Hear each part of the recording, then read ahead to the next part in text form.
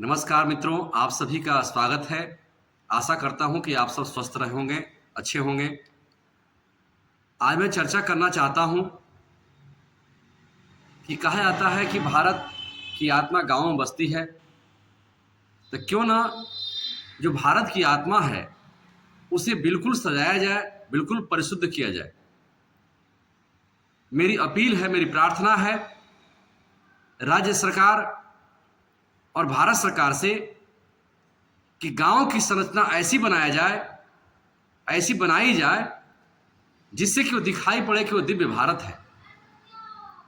प्रत्येक गांव में पार्क की व्यवस्था हो ताकि उसमें जाकर के हमारे ग्रामीण योग कर सके, टहल सके, शुद्ध हवा ले सके। गांव में विद्यालय हो तो विद्यालय बिल्कुल प्राच्य और आधुनिक विद्या से समावेश हो। बिजली की उत्तम व्यवस्थाएं हो। जो गांव में घर बने वह एक निश्चित नियम के अनुसार बने। प्रत्येक गांव में एक स्वास्थ्य सेवक की बहाली हो।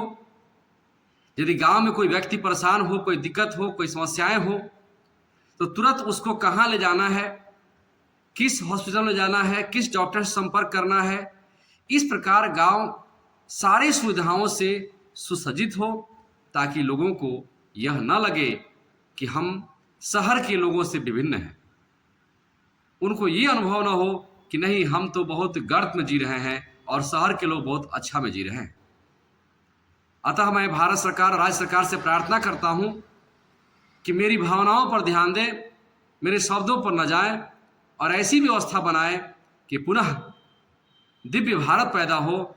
क्योंकि मैं महसूस कर रहा हूं कि बड़े से बड़े नेता, बड़े से बड़े डॉक्टर, बड़े से बड़े अधिकारी जो चित्र और चरित्र से महान रहे हैं, उनकी उत्पत्ति, उनका मूल कहीं न कहीं गांवों से है।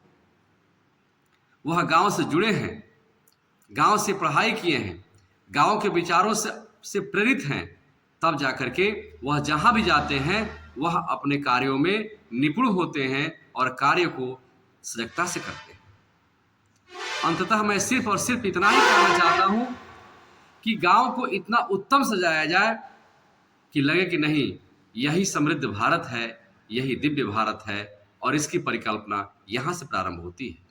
मकान बन रहे हैं गांव में, नाली की सही व्यवस्था नहीं है, गांव का किस प्रकार गांव बसाया जाए इसकी व्यवस्था नहीं है। इसलिए इन सही व्यवस्थाओं को ध्यान रखते हुए इस प्रकार व्यवस्था बनाया जाए ताकि हमारा गांव समृद्धि की ओर आगे बढ़े, दिव्यता की ओर आगे बढ़े।